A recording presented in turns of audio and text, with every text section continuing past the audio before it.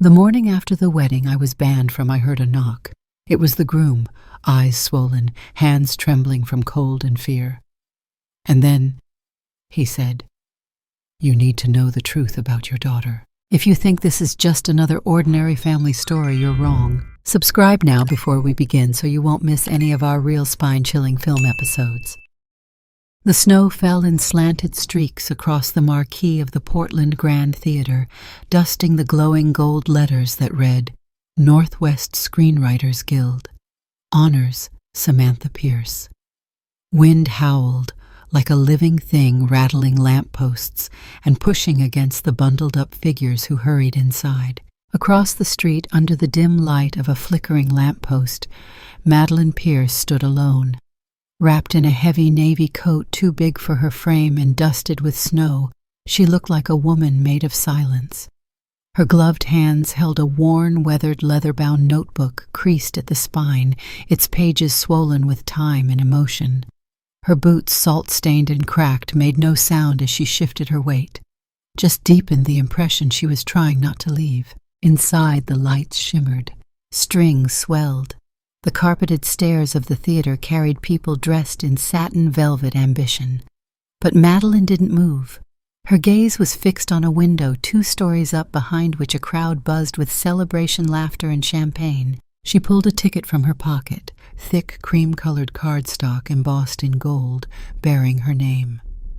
Admit 1 Madeline Pierce. It was pristine, unscanned, unused. She hadn't come to go inside. "Chukmun Khan." "Sam," she whispered, voice cracked with cold and something older. She folded the ticket again carefully as though it were made of glass and slipped it back into her coat. Her fingers trembled not from the wind. It had been 2 years. 2 years since the dinner. Back then the walls of Madeline's apartment still smelled like cinnamon and wood polish. That evening she'd lit the brass sconces and laid out the quilted table runner Samantha had made in 9th grade. On the stove, her signature butternut squash soup simmered, sweetened with apples and nutmeg. She'd baked bread, real bread, not from a box, the rosemary-flecked crust cracked just right, and she'd made pecan pie Samantha's favorite, just like her grandmother used to. She set the table with linen napkins, polished the silver-lit 3 candles, and took a deep breath. She even put on earrings. 35 minutes late, the buzzer rang. When Samantha stepped through the door, she looked like a woman from a fashion spread. Her coat was beige cashmere, her lipstick burgundy bold. She kissed her mother on the cheek, distracted eyes darting around the apartment like she was cataloging every imperfection. And behind her, Derek. He was tall, well-groomed, his coat draped over his forearm instead of worn. His smile was neutral, practiced. He shook Madeline's hand like he'd been trained to do it in a seminar. He didn't feel like the other boyfriends. There was something calculated. Dinner started with pleasantries. Samantha spoke mostly in industry jargon scripts, rewrites, executive notes. Derek filled in the gaps. Whenever Madeline tried to add a memory, a question, or a joke, Derek redirected, controlled. At one point, when Madeline brought up Samantha's upcoming pitch to a major streaming platform, Derek interrupted. "She pulled that project," he said, sipping his wine. "It wasn't quite elevated." Samantha didn't say a word. She didn't contradict him.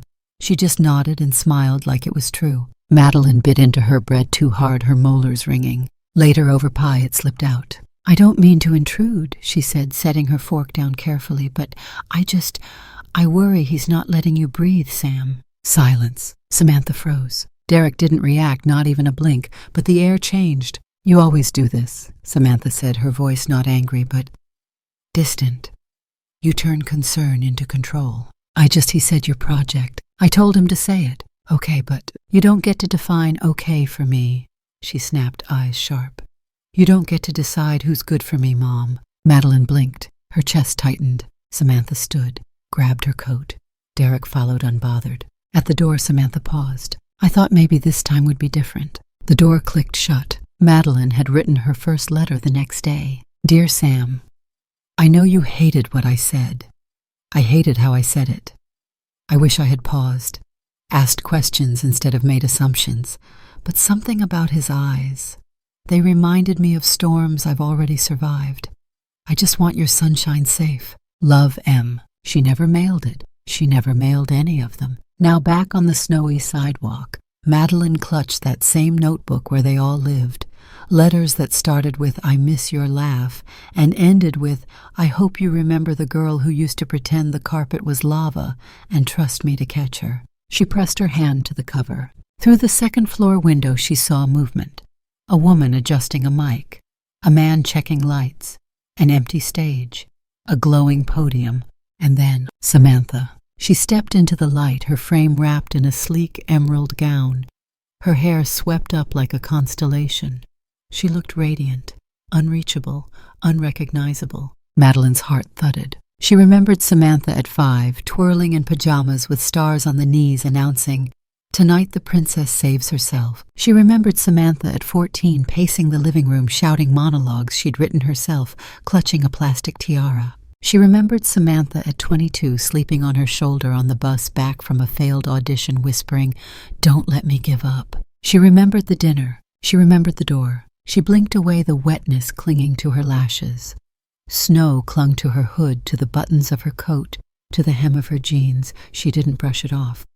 She stayed, because sometimes you don't go inside. Sometimes the closest thing to love is showing up and not being seen. Sometimes you stand outside the room where your daughter is celebrated and hope, just hope that somewhere in her speech, in her memory, in her marrow, you are still part of the script. Inside applause, a spotlight flared. The crowd began to rise. Madeline didn't move. She simply stood and watched and waited in the snow. The apartment was silent, except for the wind brushing against the window pane like fingers searching for a crack.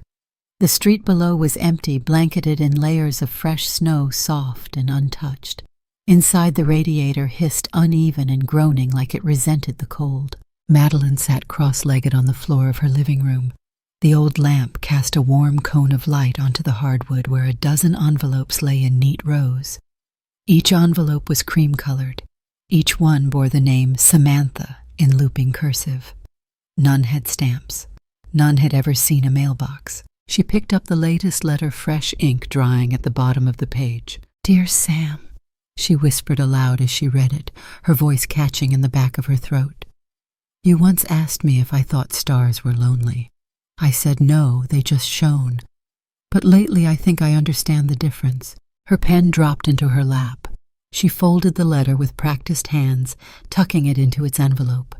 On the shelf beside her were 2 boxes tied in lavender ribbon.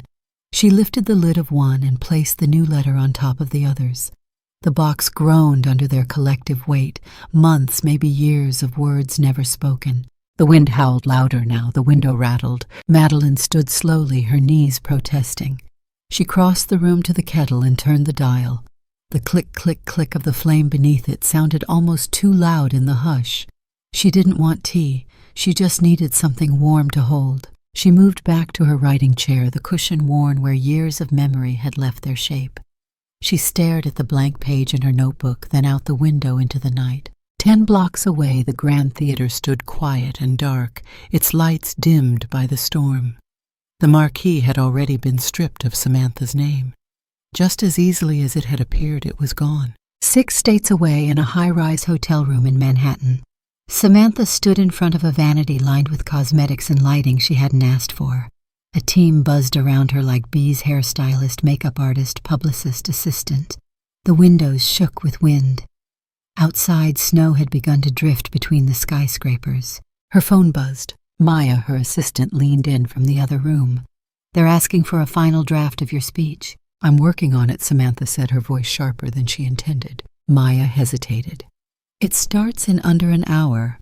The Foundation's director wants to preview your closing." Samantha tapped the edge of her laptop. The screen was empty. The document titled Acceptance Speech blinked at her accusingly. "I know," she muttered. She hadn't written a word. The whole thing felt hollow, like reciting lines from someone else's play. The honor was real. The award was real. But she couldn't shake the feeling that someone else should be there instead of her. Someone more gracious, someone less tired, someone who hadn't spent the entire cab ride here thinking about a woman standing in a snowstorm with no ticket scanned. She closed the laptop. "What if I just speak from the heart?" she asked no one in particular. Maya gave her a look that could only be described as "please not now." "The board prefers something vetted," Maya said.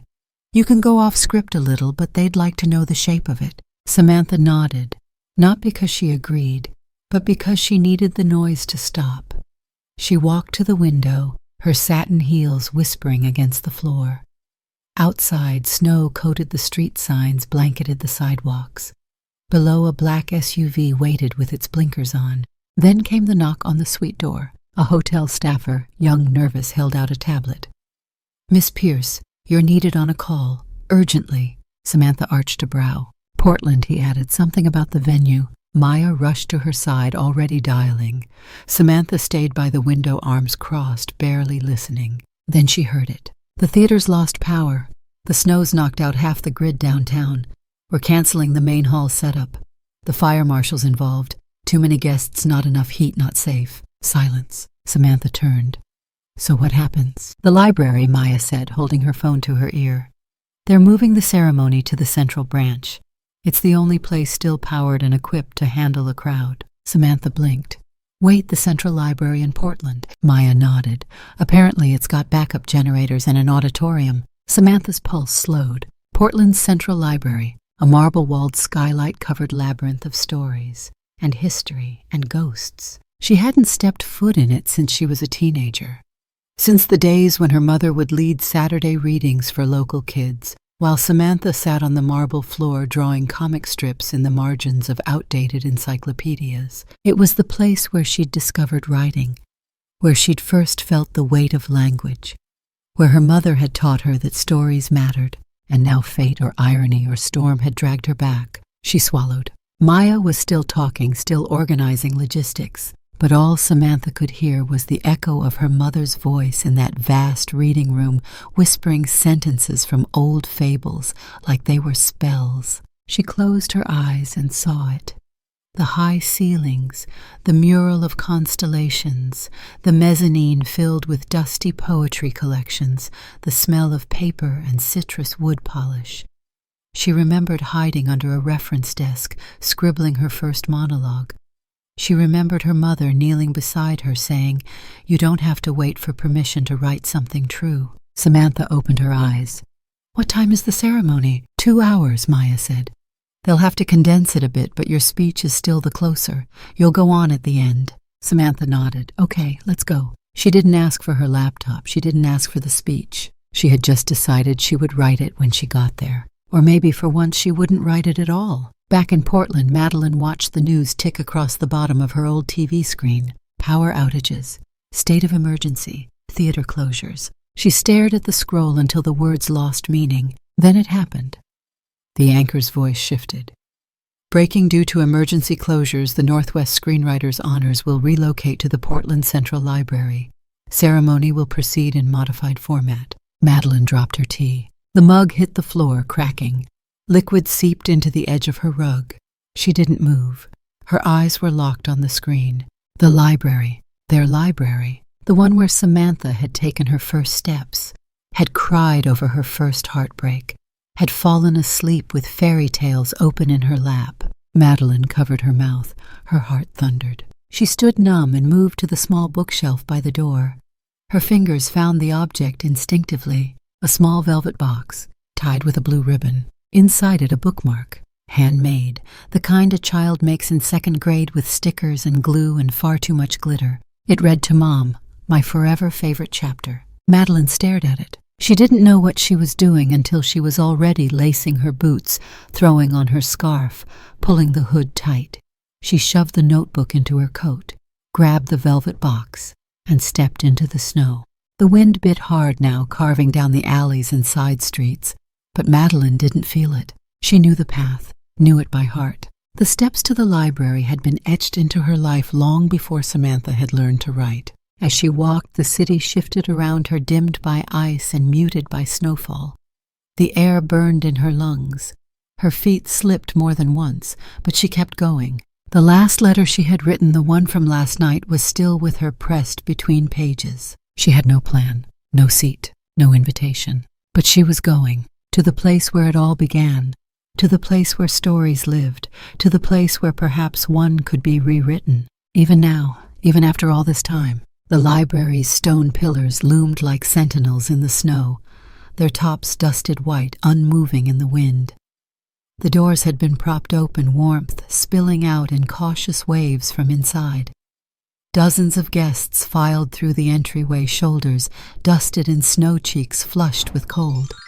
There were murmurs, scarves, unwound gloved hands clutching printed programs. Madeline moved with them, her face tilted downward, her hood shielding most of her features. She walked with quiet purpose, neither fast nor slow, just enough to blend in. No one looked at her twice. She was one more bundled figure among many. She belonged to the hush. The Central Library had changed little in 2 decades. The scent was the same aged paper and lemon oil. The floors still creaked near the travel section. The chandelier still flickered on the second bulb from the left. The familiar ghosts had not moved. At the center of the building was the rotunda, a grand dome of iron lattice and frosted glass. The reading tables had been cleared. Rows of velvet chairs now faced a small stage framed by marble columns. Spotlights hummed quietly above. A string quartet warmed up in the corner notes, rising and falling like breath. Madeline slid into the last row farthest from the stage, her hands still wrapped around the velvet box in her coat pocket. Her coat remained on, her scarf stayed up. Her breath fogged her glasses, and still she didn't remove them. She kept her eyes low. From her seat, she could see everything: the arch of the stage, the podium's edge, the flicker of chandeliers above. She could not see Samantha yet, but that was fine. She hadn't come to be seen. She had come to witness. Guests took their seats. Murmured greetings faded into silence. Then the lights dimmed. A hush fell like a shared prayer. From stage right, the evening's host, Mark Salinger, board member of the Screenwriters Guild, stepped into the spotlight. His voice, warm and practiced, echoed beneath the glass dome. "Good evening," he began, nodding graciously. "Tonight we honor not just resilience in storytelling, but the resilience of storytellers themselves." Polite applause, then quiet. This beautiful space, he continued, gesturing upward to the skylight, was never intended to host such an event. But fate, it seems, had other plans. In many ways, perhaps it's fitting. Because what are libraries if not cathedrals of survival? Madeline's breath caught. The phrasing hit something in her, too clean, too raw. Mark smiled. "Before we begin tonight's program, the library staff has asked us to share with you something unexpected. A spontaneous collaboration, if you will, between art and history. Earlier today, during storm preparations, a box of anonymous letters was uncovered in the archives. Letters with no return address, no known recipient. Just a name, Eleanor North. Perhaps a pen name, perhaps no one at all." The rotunda shifted with interest. The staff decided, with our permission, to create a small installation just outside these doors, a reading alcove where guests may peruse these messages. Some are poetic, some confessional, some are heartbreaking. A murmur rippled through the room. Mark chuckled. "We thought it fitting to let stories speak for themselves tonight, not just the ones that win awards." He bowed slightly. "The ceremony will begin in 10 minutes. Please feel free to visit the exhibit and return promptly. You won't want to miss our final honoree." Lights shifted again, the crowd stirred. Madeline's fingers curled tighter around the velvet box. Eleanor North. She hadn't spoken that name aloud in years. It had been a joke once, something she and Samantha had invented when Samantha was 9. A detective heroine with a love of riddles and an aversion to socks. They'd made up 3 stories about her written in spiral notebooks one summer, when the AC broke and the heat drove them into the library's back corners. Samantha had loved the name. Madeline had used it again when she started writing the letters. It was safer that way, easier, less vulnerable. She never expected anyone to find them. She certainly never expected them to be read. But now they were an exhibit. Displayed, read aloud. A swell of movement passed through the crowd as attendees rose, filtering toward the marble hallway just outside the rotunda. Samantha would be nearby, likely in the staff wing, waiting for her cue, unaware of the display only steps away. Madeline remained seated. Then something shifted in the crowd near the door. A tall figure backlit by chandelier light stepped through the side hallway. Samantha, hair swept in a soft twist, emerald silk dress flowing like smoke. She looked both prepared and elsewhere, as though her body had arrived before her mind. She carried no speech, no note cards, just a badge clipped to her wrist, like a reminder. You are expected. You are scheduled. She glanced around, offered small nods, a few polite smiles. Then someone leaned in, a librarian or organizer, and gestured toward the side alcove. Samantha hesitated, then followed. Madeline rose, slowly, carefully, not to stop her, not to speak, only to see. She moved toward the rotunda's edge, her path veiled in shadows. She stopped just short of the marble doorway and watched. The alcove was small, 5 pedestal tables arranged in a semicircle, each with a spotlight above.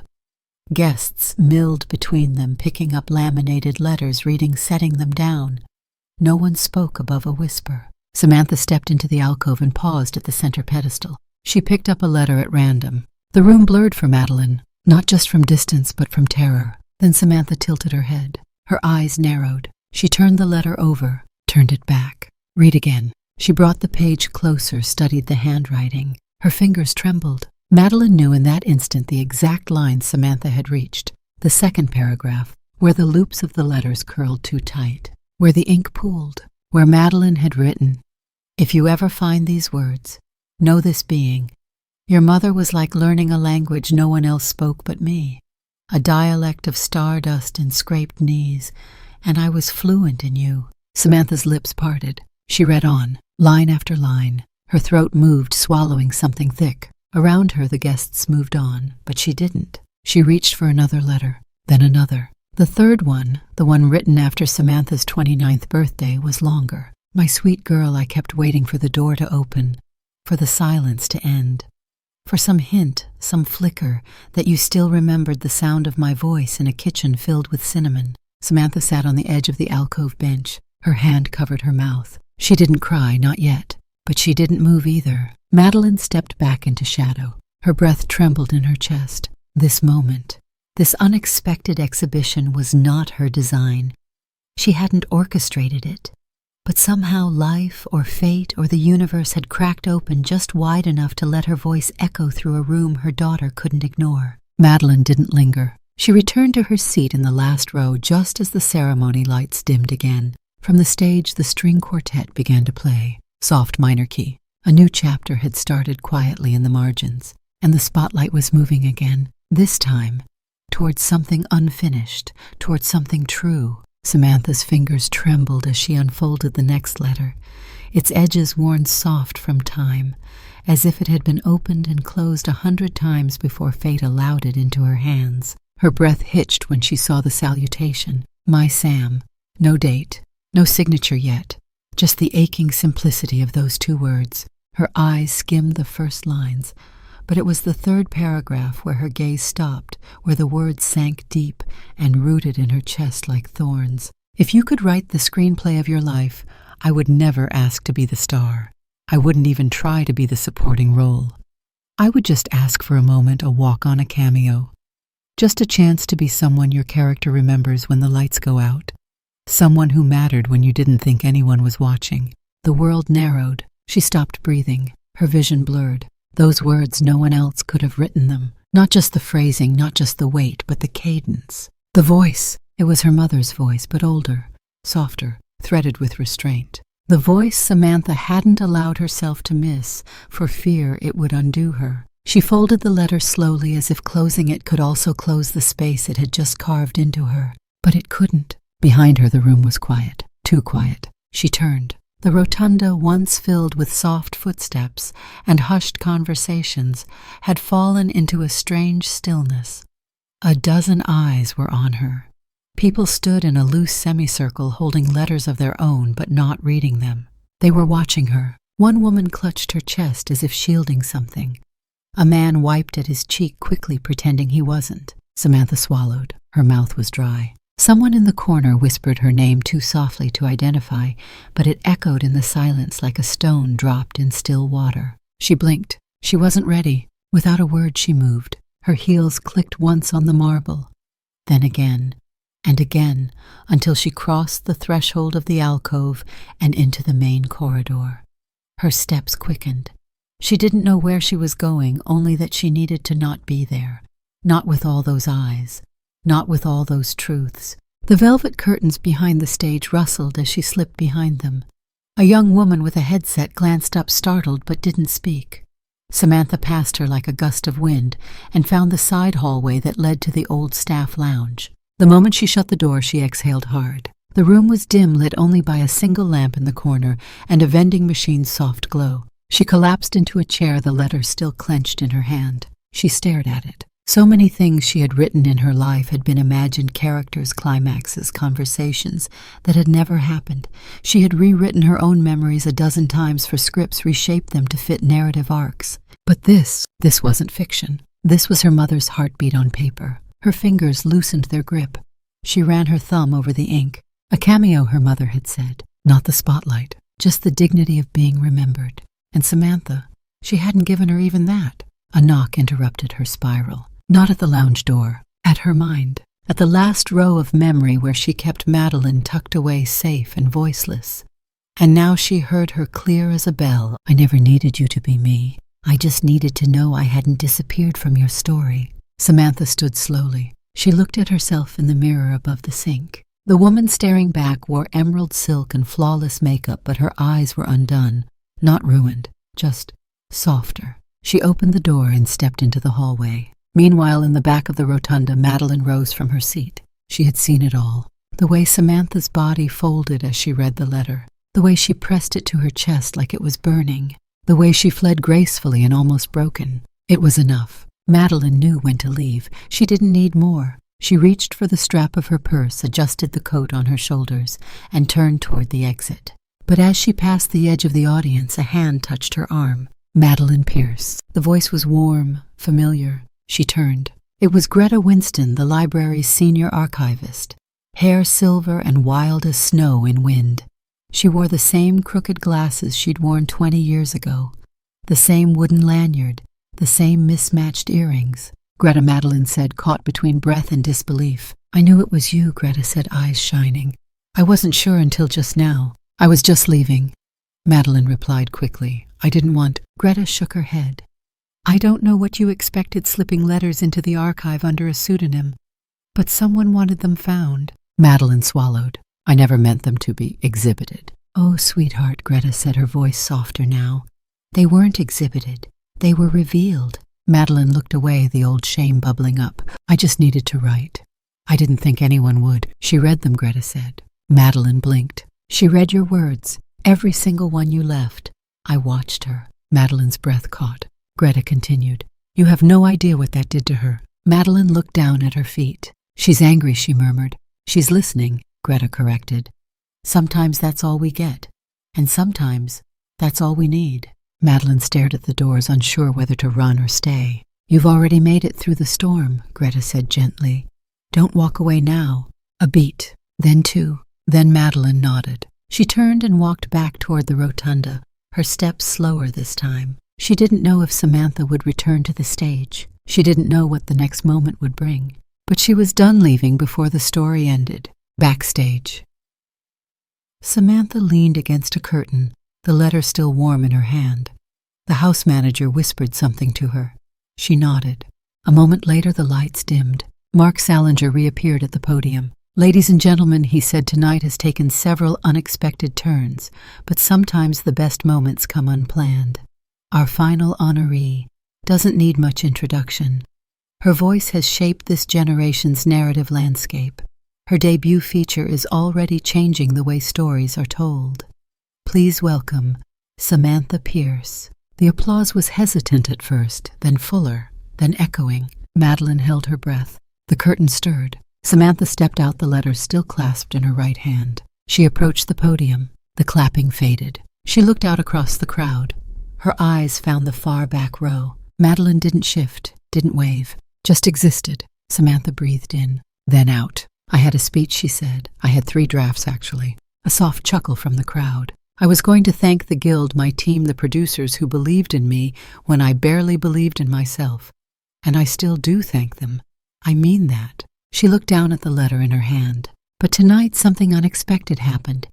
And if I'm going to tell stories, I should probably tell the whole truth. She held up the letter. This is one of dozens I found tonight, written by someone who used to sit in this very room, someone who once read fairy tales to me under that dome. She nodded upward. The crowd was still. She wrote them under a pseudonym, Eleanor North, which ironically was the name of a character we made up together when I was 9.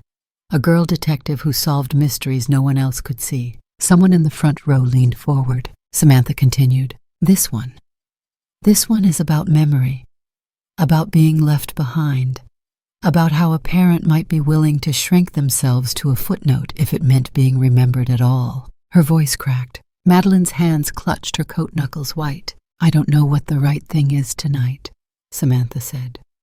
I don't know if I'm supposed to be the voice of a generation or the daughter of a woman I haven't called in 2 years. She paused. But I do know this. She looked up. I wouldn't be here without her. And then she stepped back from the podium. The crowd didn't erupt. They stood, quietly, collectively, not out of celebration but out of reverence, for the story that was no longer fiction, for the woman behind the voice. Madeline felt the weight lift, not fully, not finally, but enough. She sat down again, and for the first time in years, she allowed herself to exhale. Before the letter, before the silence, before the stage and the velvet chairs and the ache in her throat, there had been the library. Samantha was 10. Her knees were scraped, her backpack too big. Her hair was always slipping out of its braid. She wore a t-shirt that read, "Reading is my superpower," in glitter that had begun to flake off. And every Saturday morning, like a ritual passed down through blood, she would follow her mother into the quiet sanctuary of Portland's Central Library. Madeline would bring a thermos of peppermint tea and a small red notebook she used for scribbling quotes she overheard from children. Samantha brought an overstuffed tote bag filled with paperbacks, colored pencils, a roll of Scotch tape, and her latest invention, homemade library cards. Each card had a name, some real, some imagined. Sir Tobias Longtail, Ms. Orchid Bramble, Dr. Featherstone III. Together they built a fantasy library out of old catalog drawers that had been retired from use, tucked into the farthest corner of the children's wing. Madeline would take the role of head librarian, Samantha her rebellious apprentice. They invented an entire system, stamps made from erasers, return slips designed with stickers, a whispering policy for talking dragons, fines that involved storytelling punishments. And then there was the name, the one Samantha insisted her alternate persona be called when playing patron. Eleanor North. She sounds like someone who wears a cape made of maps. Samantha had said one day, legs swinging from the edge of the desk, someone who solves riddles and only eats green apples. Madeline had laughed. And what does Eleanor North do when she finds a book that's too sad? Samantha had replied without pause.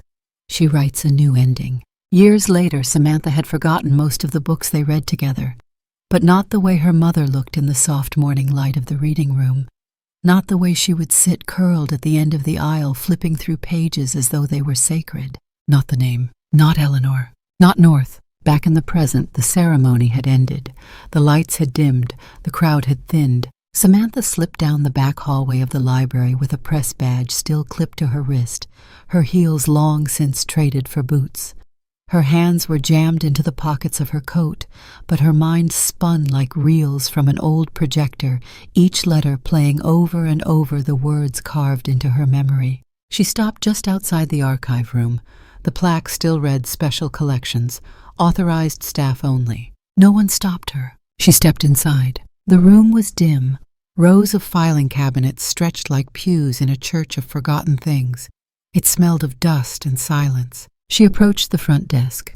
A young archivist, maybe 25, glasses fogged from the collar of her scarf, looked up in surprise. "Can I help you?" the girl asked. Samantha lifted her badge. "I was hoping to see the intake records for the Eleanor North letters. Just a quick look." The archivist hesitated.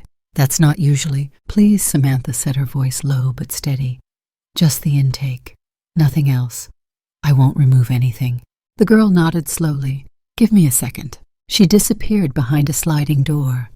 Samantha stood motionless, her breath clouding in the chilled air. Her fingers tapped restlessly against the edge of the desk. 10 minutes passed. The girl returned with a thin folder in her hand. There's not much. No contact info, just a series of handwritten drop-offs.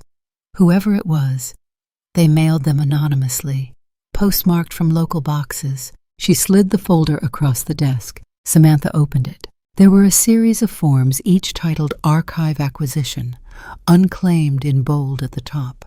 She read through the notes. Received May 12th, typed envelope, no return address. Pseudonym Eleanor North. Received June 3rd, handwritten envelope, same handwriting, same alias. No sender identified. Received August 17th, collection of 10 letters, no postmark. Delivered in person, no surveillance available. Each line hit harder than the last. No postmark. Delivered in person. In this building. By hand. She flipped the page. There was a photocopy of the outermost envelope, and beneath it a cataloging note in pencil. References children's programming in 1999. Possible staff connection. Archives suspects former volunteer female 50s brunette linked to historic reading sessions. Samantha's fingers closed slowly around the folder. A memory bloomed uninvited. Her mother standing beneath the domed skylight, a copy of Charlotte's Web in one hand, her other arm extended to invite every child to gather. Samantha had been 8.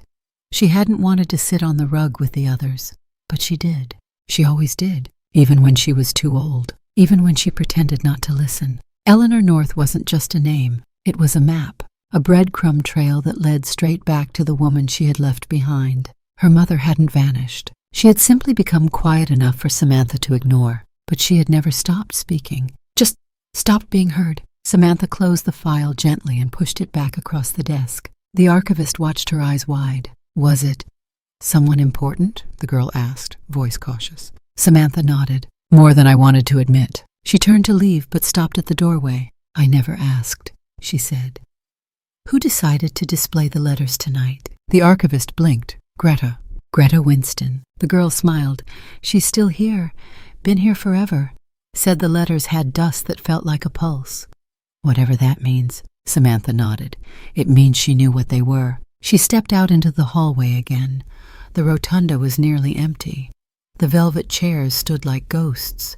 The spotlight had been turned off. The air held the echo of something recently sacred. She crossed to the side reading room. The letter alcove was still open. A few people lingered, an older couple reading aloud in low voices. A young man photographing a letter with reverence. But most had gone. Samantha approached the final pedestal. One letter remained. She lifted it. It was shorter than the others, almost a whisper. Dear Eleanor North, in another world, we're still in the corner with your glitter library cards. You're still checking out books to invented dragons. I'm still reading over your shoulder, pretending not to cry at the sad parts. In another world, I never said the wrong thing. You never walked away. But in this one, I am still here. I always have been. Love, the head librarian. Samantha didn't cry. Not right away. She sat on the small wooden bench just beyond the display and looked out at the rotunda. Her breathing slowed. All her life she had crafted stories about distant characters with grand emotions. But the one person who had quietly loved her with unwavering loyalty had written a dozen letters beneath a name born in a summer afternoon of make-believe, had become a footnote in her life. Samantha folded the letter. She slipped it into her coat pocket, and for the first time in years she whispered aloud the name without shame or irony. Eleanor North. It landed on her tongue like truth, like an incantation. Like home. The streets of Portland looked like a forgotten painting smudged in white and shadow. The city softened beneath the weight of silence and storm. Samantha stood beneath a flickering street lamp, her coat collar pulled tight against the cold. Snow crunched beneath her boots as she stepped off the curb and onto a narrow path leading toward a house she hadn't seen in over 2 years. The sky above was ink dark. Every window glowed with the warm hum of a life being lived. But hers, her mother's house, stood still. It was a modest craftsman at the end of the block, painted a pale blue that had long since faded to gray. The porch light was off. The steps were freshly shoveled. Someone still cared enough to clear the way. Samantha stood at the foot of the stairs, suddenly unsure of herself. her breath plumed in front of her, nervous and visible. The letter in her pocket felt heavy, like it might melt through the fabric. She climbed slowly. The house was unchanged. The wind chime her mother had hung 10 years ago still dangled by the window, though one of the copper rods was missing. The terracotta pot by the door held a skeletal version of what was once a fern. She raised her hand to knock, then hesitated. Instead, she reached for the mailbox. It was old and brass, the latch rusted at the hinge. Inside there was no mail, just a folded slip of paper. Her heart pounded. She pulled it out with careful fingers, half expecting it to disintegrate under her touch. The handwriting was unmistakable, looped and slow, the kind that takes its time to be understood. She read, "Sam, if you're reading this, I imagine you're standing on the other side of this door. And I imagine you're unsure. I don't want to interrupt your night. I don't want to take away what belongs to you. I just want you to have your moment without me casting a shadow. I'll be here. I always have been. I just didn't want to break the beauty of the day you built. Just know I hope one day you find the thing you forgot." Samantha stared at the letter. It was soft from being folded, damp from the cold. She read it once, then again. Then she exhaled sharply and tore it down the crease right through the middle. But her hand stopped after the first tear. She stared at the torn pieces. Her thumb lingered over the bottom section, the final sentence. "I hope one day you find the thing you forgot." She folded that part again, gently tucking it into the inside pocket of her coat like a photograph. Her other hand balled the remaining scrap and shoved it into her pocket without care. She looked up at the door. Her eyes traced the old doorknob, the chipped paint along the threshold, the gap in the curtains just wide enough to let the hallway light peek through. She wanted to knock. She wanted her mother to answer. But she knew Madeline wouldn't, not tonight. She'd left the note instead of opening the door because she understood. Samantha understood that pride and timing were sacred things, that showing up without invitation could wound more than the absence itself. And still, the paper had waited. Samantha sat down on the top step. Her boots dripped onto the wood. She looked out over the quiet street and rested her arms on her knees. She didn't cry, not because she didn't want to, but because there was too much inside her now to sort into tears. Her hand slipped into her pocket and pulled out the saved piece of the note. She unfolded it again, smoothing the line down with her thumb. "I hope one day you find the thing you forgot." She thought about that line like it was a riddle. She hadn't forgotten her mother. Not really. Madeline had always existed in the margins of her mind, in the quiet radio station of her guilt always playing low in the background. But what had she forgotten? Not a person, a feeling, a time, a version of herself. She remembered sitting at this exact doorstep at 15, sobbing, because a teacher had accused her of plagiarism over a short story. Her mother had come out with a blanket, no questions, no lectures, just held her and whispered, "If they think your words are too good to be yours, that means you're doing something right." She remembered Madeline cheering in the back of the auditorium during her first play, laughing louder than anyone when the main character forgot his lines and improvised an ending with sock puppets. She remembered pancakes shaped like letters MSW scattered across her childhood plates like edible encouragements. But somewhere along the way, between film school and festivals, between press junkets and broken relationships, Samantha had begun rewriting her own origin story, cutting her mother out like an editor with a deadline. Madeline hadn't disappeared. She had been written out. She blinked hard. Inside the house, the hallway light went off. The window went dark. She stood up. She didn't knock. Not tonight. She didn't need to force it. There was something in the restraint that felt louder than confrontation. She walked down the steps past the half-dead fern, past the mailbox now empty, past the memory of Sunday mornings with hot chocolate and record players humming Ella Fitzgerald. She made it back to the sidewalk and turned for one last look. The house stood silent, but not cold, just waiting. She walked back into the snow. An hour later, Madeline stepped onto the porch. Her robe was cinched tight slippers brushing the frost-laced wood. She hadn't turned off the hallway light out of indifference. She had done it because the waiting had become unbearable, because sitting there imagining Samantha on the other side had started to feel like bleeding in reverse. But something told her to check. She opened the mailbox and found it empty, but not entirely. At the very bottom was a torn scrap of her own note. She unfolded it. Only one piece had been saved. "I hope one day you find the thing you forgot." Her chest rose, then fell. The wind brushed her hair across her face, and she didn't brush it away. She looked up and down the street. There was no sign of Samantha, just the imprint of boots in the snow leading toward the curb, then down the block. But they had stopped here. They had stayed. That was enough. She smiled soft and small and tucked the torn paper back into her robe pocket. She whispered to no one. She remembers, and stepped back inside. The panel was held in a repurposed conservatory, wide glass walls streaked with melting snow. String lights crisscrossed overhead like constellations bound by wire. The audience sat shoulder to shoulder on foldable chairs, coats draped over laps, paper cups of tea clutched between fingers, still red from the cold. A placard in the lobby read, "Fact and Fiction, when the writer becomes the story," with Samantha Pierce, Evelyn Marlowe, Jude Hahn, moderated by Carlton Reyes. Samantha sat third from the left, her fingers folded tight in her lap boots, crossed at the ankle. The name card in front of her caught the condensation from her tea. To her right, Evelyn Marlowe, a Pulitzer winner known for memoirs raw enough to bleed, spoke animatedly about the illusion of objectivity. To write autobiography, she said, is to edit memory. It's not a question of if you change the truth, it's how honestly you admit you've changed it. Laughter, a nod from the moderator. To Samantha's left, Jude Hahn leaned back and sipped from a paper cup. "I fictionalize everything," he shrugged. "Even the truth, especially the truth." More laughter. Samantha smiled politely, her face composed, but she didn't speak, not yet. Carlton Reyes, a man who'd moderated more panels than he'd read novels, cleared his throat theatrically. "Miss Pierce," he said, turning his full attention to her, "your debut film is being hailed as one of the most emotionally intimate scripts in years. Loosely autobiographical, according to the press packet." There was a ripple of acknowledgement from the crowd. Samantha inclined her head slightly. "Loosely, yes." In the final act, Carlton continued tapping the program with his pen.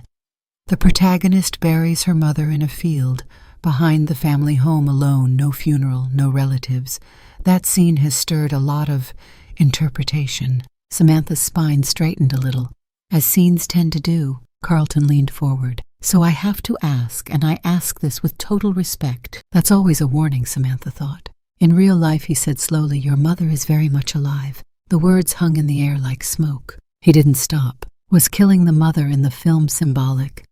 Or to be more direct, was it something you wished? There was no laughter now. No clever remarks. The audience stilled. Samantha blinked. 1,000 thoughts clamored to the front of her mind lines. She'd written interviews. She'd done evasions she'd perfected. But none of them fit the moment. Her lips parted, then closed. She didn't answer. Not yet. Inside her chest something shifted. Not a snap. A slow grinding turn like the unlocking of a safe she hadn't meant to open. The mother in the film had died. Yes. Quietly off-screen, her ashes scattered alone. It had been written that way. Not because Samantha wanted her mother dead, but because at the time of writing, she had needed to believe the silence between them was final. That there was no one on the other side waiting wounded and patient. Death had been easier than apology, but now she had read the letters. Now she had stood on her mother's porch. Now she had heard the voice she'd tried to bury, still whispering. She looked up at Carlton, her expression unreadable. "I don't think I knew what I wanted when I wrote that scene," she said quietly. "But I think I know now what I regret." A few in the audience leaned forward, intrigued. Carlton looked momentarily stunned. Samantha shifted in her seat. "I think some people write to escape their past," she said. "Others write to rewrite it." She paused. "I wrote to silence it." Then she folded her hands again. Carlton nodded slowly. "No further questions," he said, voice gentler than before. The panel moved on. But Samantha didn't. Not internally. Inside her, something burned. Back at the hotel, the air was stale and overheated. The radiator hissed like an old cat, and the curtains swayed in a draft from a cracked window. Samantha dropped her coat over the arm of the chair and stood in the center of the room, still wearing her panel clothes, her boots streaked with slush. She stared at her suitcase, then knelt beside it. Tucked beneath the liner was a leather folder. She pulled it out slowly, like unearthing a relic. The edges were worn, the brass button scratched.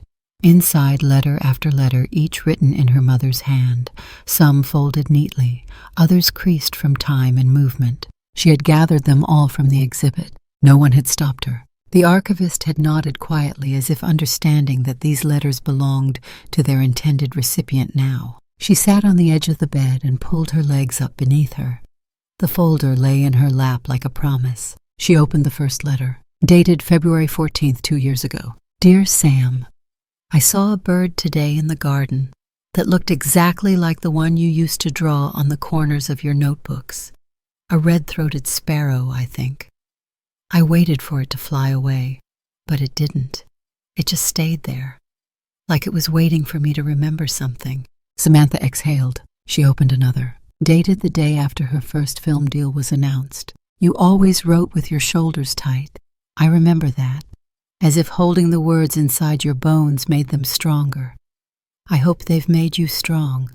I hope you don't feel alone in your success. I'm proud of you. I never stopped being proud. The tears started slowly, not dramatic, not cinematic, just silent, steady. She opened a third letter. This one wasn't dated. I wanted to call so many times, but the longer the silence stretched, the more I feared what my voice might break in you.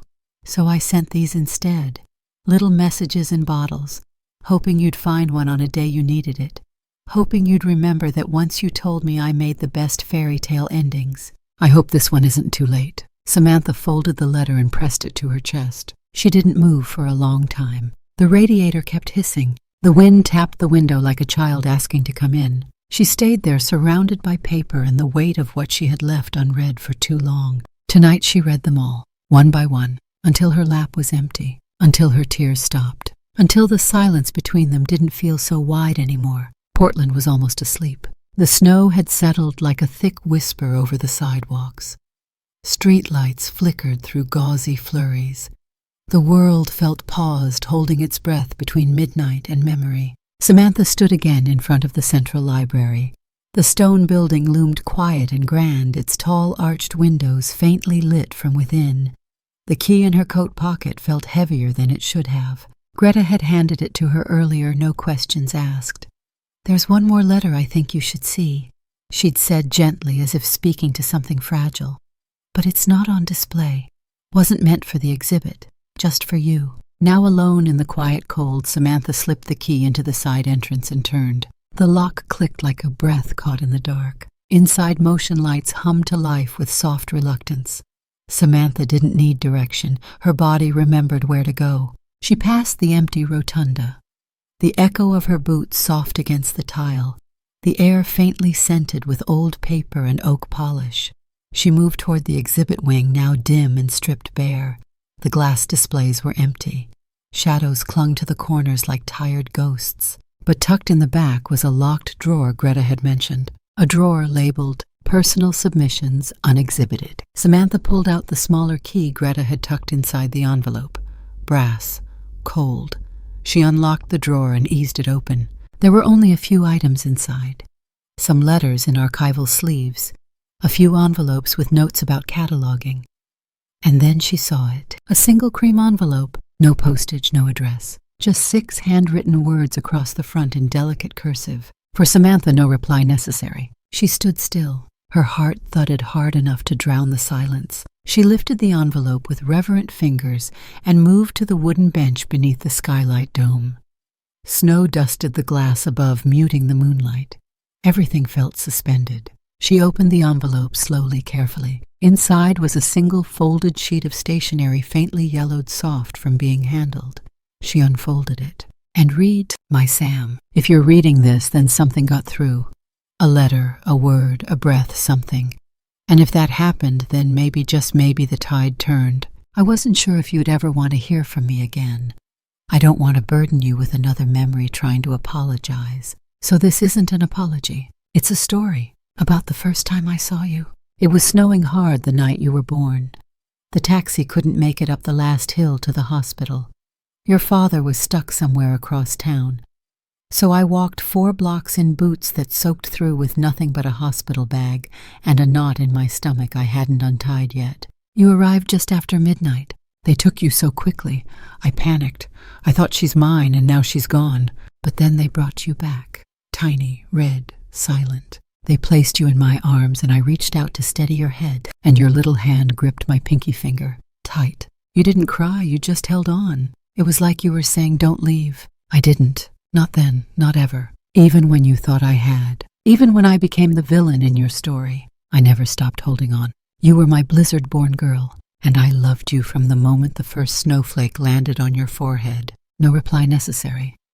The words swam. Samantha blinked once, twice. Then the tears came, not the kind that surged in dramatic gasps. These arrived quietly, unannounced. They slipped down her cheeks like warm threads, leaving trails of ache and recognition behind. She brought the letter to her chest, clutching it against her ribs, and for the first time in years she cried freely, without defense, without shame, without the need to explain it to herself. Just the grief of lost time and the flood of being seen even across silence. It was all too much, and it was exactly enough. She stayed there for a long while, folded over herself on the bench. The lights buzzed quietly overhead. The dome glass trembled with the slow weight of snow collecting. When she finally sat up, her throat felt hollow, her eyes raw, but her chest felt different, lighter. Like something had been unclenched inside her, something old and brittle now swept clean. She looked toward the empty circulation desk and stood. She walked across the library floor, past the darkened display stands, past the shelves that had once held dragons and riddles and imaginary patrons.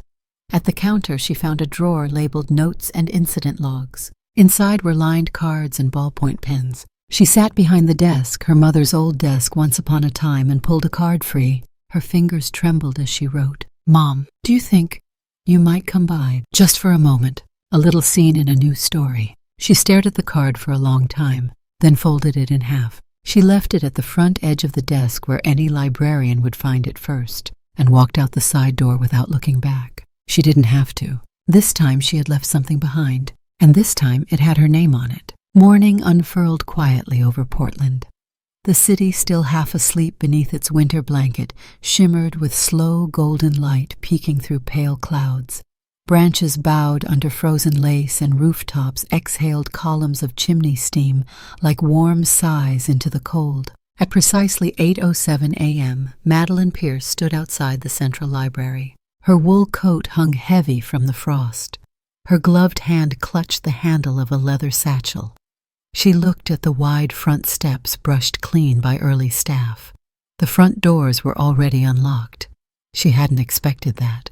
But then again, she hadn't expected anything anymore. She stepped inside. The warmth hit her, gently familiar, book-scented quiet in its welcome.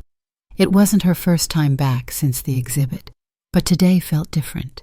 Today there was something waiting, or someone. Greta spotted her from behind the circulation desk and offered a knowing smile. Without a word, she reached into the tray behind her and retrieved a small folded note. She slid it across the counter just as Madeline had done with hundreds of returned books decades ago. Madeline picked it up, her fingers trembling slightly. She recognized the handwriting instantly. Her eyes didn't linger on the words. She tucked the note into her coat pocket.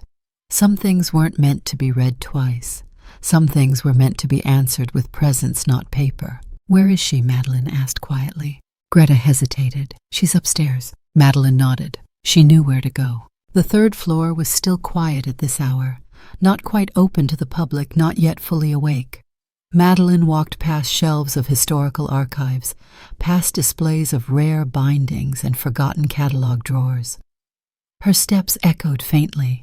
At the end of the hallway was a small wooden door, one that had once been painted sunflower yellow, though time had dimmed it to pale mustard. She opened it. The room smelled of childhood. Dusty felt puppets still clung to the corners.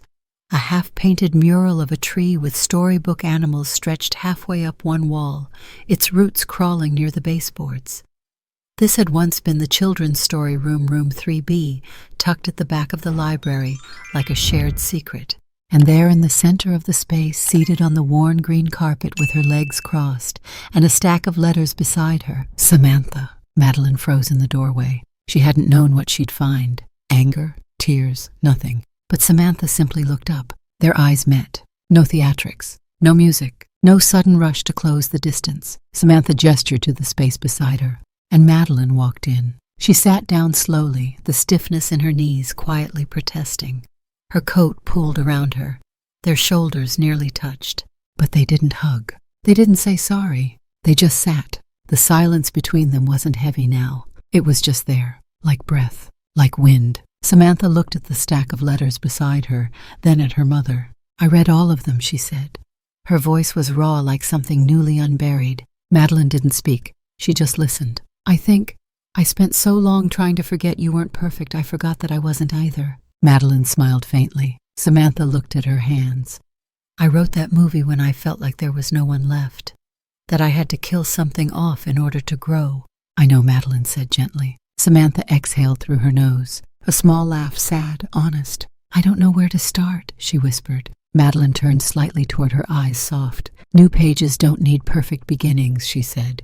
"They just need truth." Samantha turned toward her finally fully, and Madeline smiled. "A new chapter," she said, her voice steady, starts where the last one closed. Samantha swallowed. Her lips quivered, but she didn't cry. Not now. Instead, she reached for one of the storytime cushions lying forgotten beside the wall. She set it between them. Madeline reached too, and for the first time in years their hands touched, not in apology but in presence. Just there, together. Above them, light streamed through a small stained glass panel once installed to cast rainbows during afternoon readings. The colors spilled softly across the floor, brushing the letter edges in gold, blue, and green. Samantha leaned back slightly, her head tilted toward the ceiling. "I used to pretend this was a ship," she murmured, "that the mural tree was a mast and the floor was the sea." "I remember," Madeline said. "You'd make me be the sea monster every time." Samantha chuckled under her breath. Silence fell again, but it was peaceful, like an old song rediscovered. Then softly Samantha asked, "Can we just stay here a while?" Madeline nodded. "We have time." And they did. Not forever, but enough. Enough to begin again. The room had been sleeping for years. Dust lay thick on the storytime shelves like a blanket over memories no one had read in too long. The faded mural on the wall, once vibrant with owls and foxes and whispering trees, had dulled but not disappeared. It waited patiently like the rest of the space for someone to bring it back to life. Madeline and Samantha said nothing as they worked. No ceremony, no speech, just small quiet motion. Madeline adjusted the crooked picture frames lining the back wall, illustrations from old children's books, now slightly warped with time. Samantha knelt near the back window, sorting through a box of library bookmarks, tucking away the ones that had faded beyond saving. Their movements weren't rehearsed, but they were synchronized. An old rhythm reawakened. Samantha found the old story cushion covers stuffed in a linen bag and passed them wordlessly to her mother. Madeline took them and began brushing off the lint, smoothing the fabric over her knee. At one point, Madeline climbed a step stool to replace a light bulb in the overhead fixture. Samantha steadied the ladder. That was it, no grand moments. Just hands working side by side. Around noon, Greta arrived, stepping into the doorway with 2 steaming paper cups. "You two are rebuilding my favorite room," she said softly. Samantha glanced up. "That's the idea." Greta handed her the coffee. "Why now?" Madeline looked to Samantha, letting her answer. Samantha held the warm cup between her palms, considering. "I think," she said slowly, "I want to give people what I lost for a while, a room where voices don't vanish." 3 days later, the flyers went out. They were simple cream-colored paper printed in navy blue. "Letters Never Read Aloud." A public reading of forgotten, unsent, and rediscovered letters. Hosted at Portland Central Library Room 3B. Open to all. No names will be spoken, only hearts.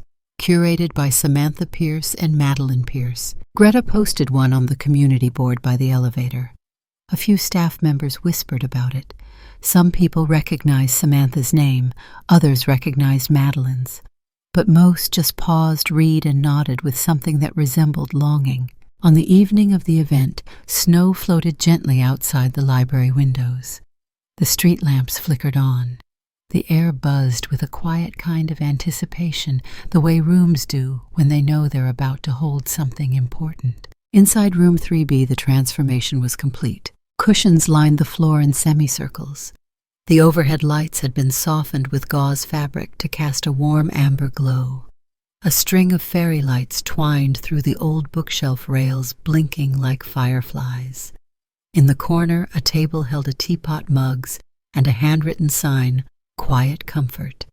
Help yourself." The community came. They came slowly at first, a woman in a gray shawl, a teenager with headphones around his neck, an elderly man holding a yellowed envelope. Then they came in pairs, families, strangers who sat shoulder to shoulder without speaking. The room filled. No stage, no spotlight, just people and letters. Madeline stood near the back, scanning the growing crowd. She looked calm, rooted. She wore a simple navy sweater, her reading glasses tucked into the collar. Samantha approached her holding a small card. "They're ready," she whispered. Madeline nodded. She stepped forward, the soft hum of conversation quieting as she moved.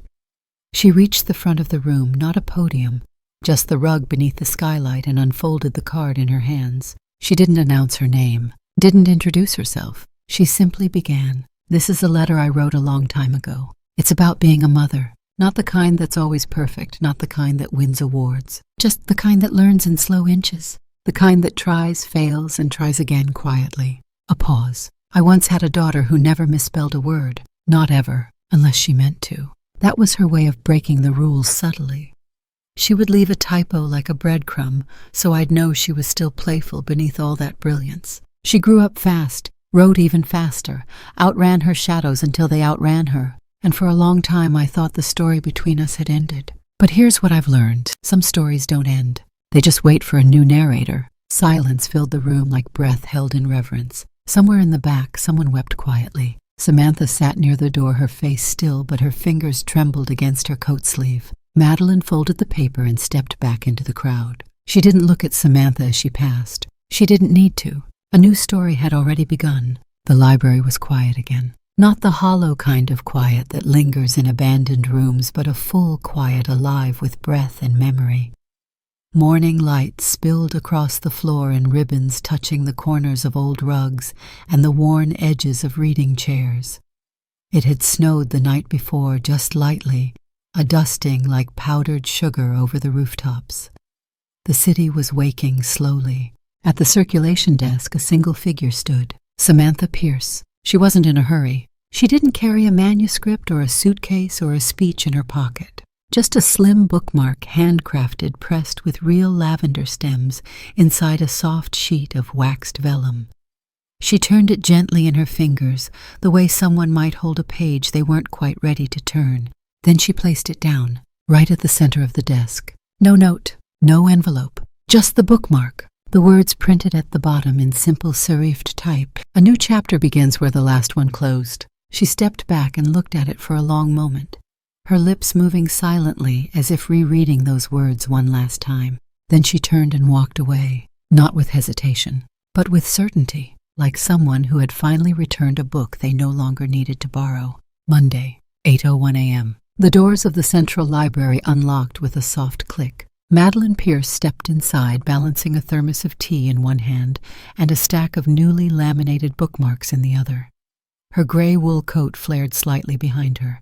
Her eyes, clear and steady, scanned the early morning light. She nodded to the janitor as he mopped the entrance tile. "Morning, Dennis." He gave a warm grunt. She moved past the front atrium, heading toward the circulation desk. Her shoes tapped gently across the marble, but her steps were relaxed. Familiar. She wore her old name tag again, only now it read Madeline Volunteer Librarian Monday mornings. At the desk, she placed her thermos down, shrugged off her coat, and reached for the small returns bin. It was half full, mostly children's books, a few travel guides, a slim volume of poetry. She began scanning them in one by one. Dewey numbers, condition notes, label checks. The rhythm of the work was comforting. She had missed it. But when she reached for a stray slip of paper resting by the corner of the desk, her hand froze. It wasn't a return slip. It was the bookmark, pressed lavender, waxed vellum, and those words. "A new chapter begins where the last one closed." Madeline's chest tightened, but not with pain, with something warmer. She smiled, folded the bookmark in half, and tucked it inside her pocket. Behind her, the front bell chimed. A boy no older than 9 approached the desk cautiously. He wore thick, round glasses and held a notepad covered in half-erased doodles and unfinished sentences. "Hi," he said barely above a whisper. Madeline leaned slightly forward, hands braced on the edge of the counter. "Good morning," she replied. "Looking for something special?" He nodded. "Do you have any books," he said carefully, "about moms who aren't perfect, but try really hard anyway?" Madeline blinked. Her throat caught for just a moment. Then she reached under the desk and pulled out a cart labeled "The Shelf of Second Chances," a new display Samantha had designed just last week. She ran her fingers along the spines, then selected a title and slid it across the desk. It was well-worn dog-eared, but loved. "This one's about a mom who forgets a lot of things she said, but remembers all the important stuff in the end."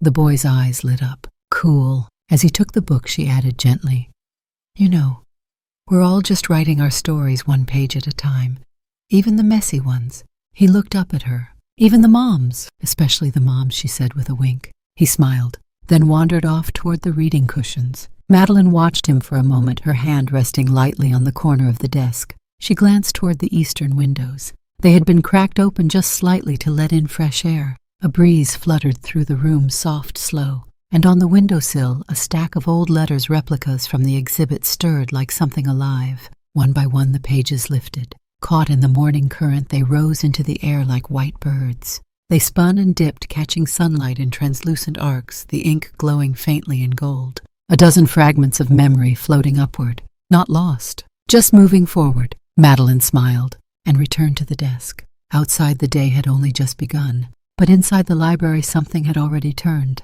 A new story, quiet, but no longer unread.